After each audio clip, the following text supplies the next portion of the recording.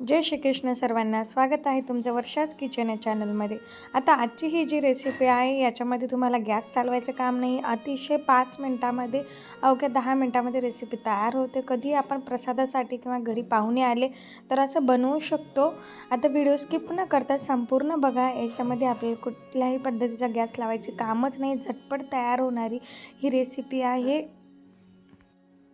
तर स्किप न करता संपूर्ण पहा आणि आवडल्यास या चॅनलला लाईक, शेअर, सबस्क्राईब करा आणि कमेंट देखील करा की तुम्हाला ही माझी रेसिपी कशी वाटली. तर एकदम मस्त मिठाई आहे. प्रगट दिनानिमित्त मी बनवली होती तर तुमच्यासोबत शेअर करत आहे. बघू शकता आतमध्ये पण किती मस्त दाणेदार होते. खायलाही खूपच टेस्टी अप्रतिम लागते.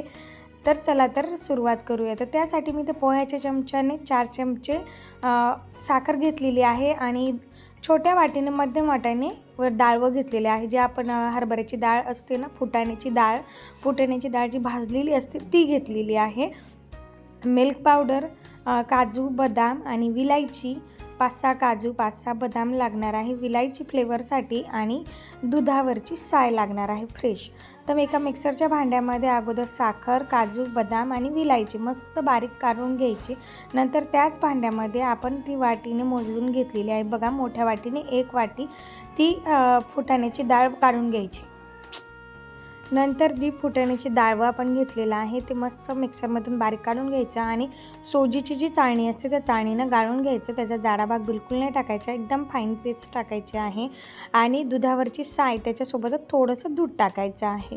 आणि मिल्क पावडर इथे पोह्याच्या चमच्याने 4 चमचे मिल्क पावडर आहे ती पण टाकायची आणि पूर्ण मिक्स करायचं. मिल्क पावडर टाकणं गरजेचंच आहे कारण टेक्स्चर खूप छान येतं आणि टेस्ट खूप मस्त येते, म्हणून मिल्क पावडर अवश्य घाला.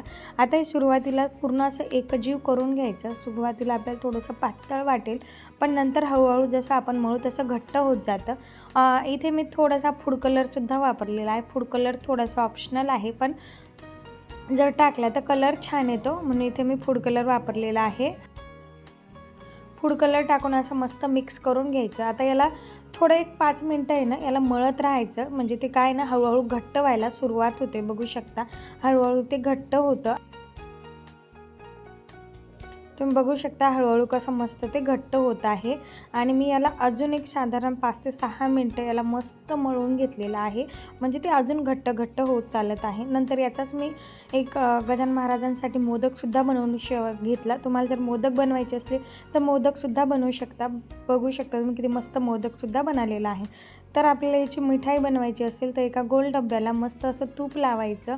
तूप लावून त्याच्यामध्ये ड्रायफ्रूट्सचे काप टाकायचे, जे आवडतील ते काप टाका. इथे मी काजू, बदाम, पिस्ता सगळ्याचे असे बारीक काप करून टाकलेले आहे. थोडे जाडसर दिसायला छान दिसतात म्हणून. नाहीत जर तुम्ही याचे पूर्ण मोदक बनवले तरीही चालतात. तर मी इथे अशा पद्धतीने ड्रायफ्रूट्स टाकून घेतलेले आहे सगळे. आणि नंतर तुम्ही बघू शकता आपला हळूहळू ते मिठाईचं पीठ जे आहे ते सुद्धा कसं घट्ट व्हायला सुरुवात झालेली आहे. नंतर असं गोल करून घ्यायचं आणि त्याला प्रेस करायचं. आणि त्याला किती तूप सुटलेलं आहे. परत त्याच्यामध्ये आपण मलाई वापरलेली असते त्याच्यामुळे त्याला मस्त असं तूपसुद्धा सुटतं. आता याला असं प्रेस करायचं, सगळं व्यवस्थित सेट करायचं हाताने, त्याला व्यवस्थित प्रेस करून घ्यायचं. आणि फ्रीज जर असेल तर पटकन 10 मिनटं ठेवायचं आणि 10 मिनटात लगेच आपली ही मिठाई जी आहे तयार होते. आणि जर नसेल तर अर्धा घंटा बाहेर ठेवायचा आणि नंतर आपली मिठाई जी आहे ती व्यवस्थित तयार होते. मस्त दाणेदार, एकदम खायलाही खूप चविष्ट होते. अशी चव तुम्ही कधी बघितली नसेल आणि ते पण गॅस चालवायचं काम नाही, झटपट अशी तयार होते. मी अर्धा घंटा बाहेर ठेवली आणि नंतर मग त्याला जे आहे ना चाकूने थोडीशी अशी ढील दिली बाजूने, कारण मग निघायला सोपं जातं. चाकूने पूर्ण त्याच्या कडा जे आहे भोवतालच्या त्या ढिल्या करून घेतलेल्या आहेत अशा पद्धतीने. आणि एका प्लेटवर उलटं करून त्याला थोडंसं प्रेस केलं की अलगद आपली जी मिठाई आहे ती निघून आलेली आहे. बघू शकता की ती मस्त निघून आली. खायला तितकीच अप्रतिम झाली होती आणि झटपट अशी. कुठलीही जास्त मेहनत करायचं काम नाही. फक्त आपल्याला याच्यामध्ये थोडेसे इन्ग्रेडियंट्स ॲड केले तर आपली मिठाई तयार होते एकदम मस्त. फक्त याच्यामध्ये तुम्ही फुटाण्याची डाळच वापरा, कारण त्यानेच टेस्ट छान येते. आणि मिल्क पावडर अशा पद्धतीने नंतर चाकूने कट करून घ्यायच्या. याच्या वड्या पाडून घ्यायच्या. ज्या शेप मी ते त्रिकोणी शेप दिलेला आहे त्याला मस्त त्रिकोणी शेपने त्याच्या वड्या पाडल्या आणि गजानन महाराजांना सर्व केलं. तर तुम्ही आपण असे झटपट सण असला किंवा पाहुणे आले तर आपण अशा पटकन बनवू शकतो. फारसा वेळही नाही लागत.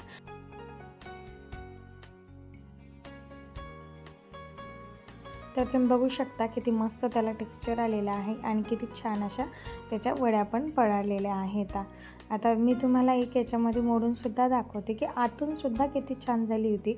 अजिबात तोंडाला चिटकणार नाही इतकी मस्त झाली होती.